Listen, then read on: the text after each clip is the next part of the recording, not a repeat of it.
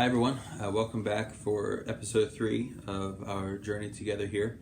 And I thank those of you who have decided to join us and follow along as we share our experiences through this challenge that we're facing. And I appreciate all of the views, the comments. We've gotten a few questions, some of which came after the first video, and I tried to address those in the second video. And then I had one question after this last video that one of my colleagues asked, and I'll take the time to address that in just a second here. But if you have any questions or comments along the way, feel free to share those with us. You can do it privately through an email or a text message, or if you want to post the comments or questions in the comments on the YouTube or via Facebook Messenger, whatever's easiest for you, feel free to do that. So one of my colleagues asked me if it was okay to share the Facebook posts or the YouTube videos or anything else that's being posted about what's happening with us via social media or whatever else. And the answer is yes. We're perfectly fine with everyone doing that. Other than posting these things on Facebook and YouTube, I really haven't done much else to share and to get the message out there. I just don't feel comfortable doing that. I don't want this to be an act of self-promotion. At the same time, I do want it to be out there so that if it is beneficial to anyone, if you are encouraged by what we're sharing, or if there's someone out there who's going through a similarly difficult time and they are inspired by what we are sharing, then it makes it all worth it. So again, feel free to share what we're putting out there. While it is sometimes difficult information or difficult circumstances that we're sharing, and maybe some of it ought to be private.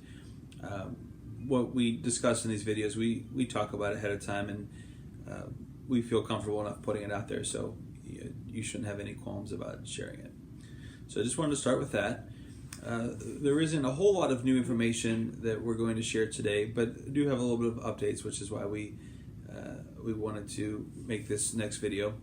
So the plan this week was to get everything together. We have the chemo and the radiation, which originally we were told we were going to try to get that started on the 11th, which would be this coming Monday. And we went through some initial steps to get the preparation in place for that.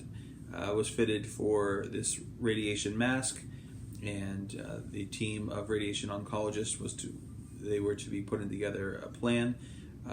I will be getting the treatments at the UPMC Arnold Palmer Cancer Center, which is near our home in Latrobe Dairy Township area. But the treatments are being organized, from our understanding, by the team at the UPMC Hillman Cancer Center. So those two centers are working in coordination with one another to put together the proper radiation treatment as they determine. At the same time, I'll be taking a chemotherapy drug. It's called temozolomide, and that had to be ordered from a specialty pharmacy, and that was to come in this week, and it actually did come in today. So we have that on lockdown in a safe, and I guess from what we've been told, this thing is very potent, not something that you want anyone else to touch. So we have that in place. And so we called the team at Arnold Palmer and let them know that we have that. So we are just waiting on them to tell us what day the radiation and chemo treatments will start. Typically, they like to start it on a Monday because the plan is to go for 5 days a week for 6 weeks straight. But I guess there's an outside chance that it won't start on a Monday. So as of right now, it seems to be very unlikely that it will start this coming Monday, because given that today is Friday, I don't think that they're going to have any updates over the weekend. So we probably won't get the plan from them until Monday. And at that point, I suppose they'll tell us when this all will get started. In the meantime, we had an interesting development yesterday. One of my former colleagues shared with me some information about a possible clinical trial. He knows some people who are involved with this cutting-edge cancer treatment drug. It's specifically for glioblastoma out of the Oklahoma Medical Research Foundation. The information that we have is very preliminary, but my colleague made some calls and spoke to some people within that organization, and from what I was told, they are interested in my case, and it's a possibility, an outside chance at this point, I suppose, that could be something that I will be able to pursue. So maybe there's a reason for the delay in the treatment that I was to be getting at Arnold Palmer. So I was instructed to send my information off to the team there, and so I did that, and I'll wait to hear from them and see if anything develops there. So all along, our prayer was that God would open doors where He deemed to be necessary, and that He would shut other doors that I should not follow. So we had the first door shut with the first clinical trial opportunity that the folks at Hillman presented to us, and so that's kind of by the wayside now. So we thought we were just moving ahead with the standard of treatment with the radiation and chemotherapy, but I guess now possibility for another clinical trial, though that remains to be seen. So that's kind of the update. Is there something else that we wanted to share tonight? We got our family pictures taken, but yeah, we had family pictures taken today, and I did post those on Facebook. So if you haven't seen this yet and you're interested, go ahead and do that. And I posted on there just a little comment. I don't just like to post pictures without putting some information out there to tell people why I'm doing it. And so along this journey, God has been teaching me a lot of things, and some of those things I've put out there, just as far as taking the time to appreciate what you have, especially the people that God has placed in your life, and making sure you take the time to tell them how much you appreciate them, and whether it's at work or it's a friendship, somebody in your family. It's easy to be negative, it's easy to be critical, and sometimes it's uncomfortable to tell people how much you love them or how much you appreciate them, but it's certainly worthwhile, and not only does it more than likely lift their spirits, but it'll lift yours. And so that's one thing that I've been taking the time to do. But so what I posted today was to take time from the busyness of your life to stop and take advantage of the moments that matter, or create those moments that matter. We've had various family pictures, but we haven't scheduled an appointment like this for a few years, where we took time out of our busy lives to stop and get family pictures. And those are memories that we have and that our children will have. And I think that's important. It doesn't have to be anything too fancy or too expensive. But stop and capture those moments, and if you could display them in your home, or put them in a photo album, or store them digitally, however you wish to do that, I think that's important. So we did take those family pictures today, and it actually wasn't too bad. It was a little bit daunting to think that we're going to cram 12 people into a little photo studio and get that done. Actually, we got those done at JCPenney today, and the photographer there did a nice job. But they called us in advance and said, "Wait, just how many people are you bringing here?" And we said, "Well, it's our family, and there are 12 of us, 2 parents and 10 children." And I said, "I don't think our studio fits that many people." And I said, "Well, they're little." But it did. They're little. I think, why don't we give it a try? So they did. They accommodated us, and again, the photographer was very nice, and we got it done. And it actually was fairly seamless. I think we were in and out in about an hour. So anyway, if you're interested, you can go online. We have them posted. So other than that, I guess we'll probably try to update everyone on Monday or Tuesday when we get some more answers on the treatment plan. And can't say I'm looking forward to it.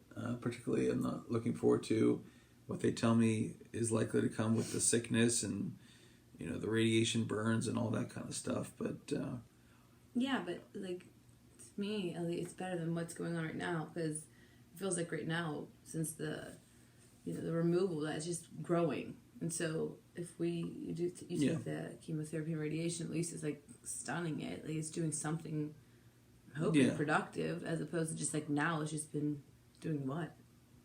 Yeah, the neuro-oncologist who's leading the team said that they typically don't like to wait longer than 4 to 6 weeks after the surgery to begin treatment. So this was 4 weeks. Actually, this past Wednesday was the 4-week mark.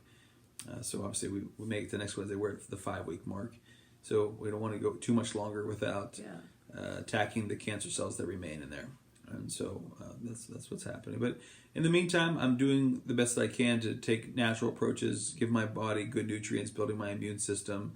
I've read quite a bit about sugar and starving my body of particularly refined sugars.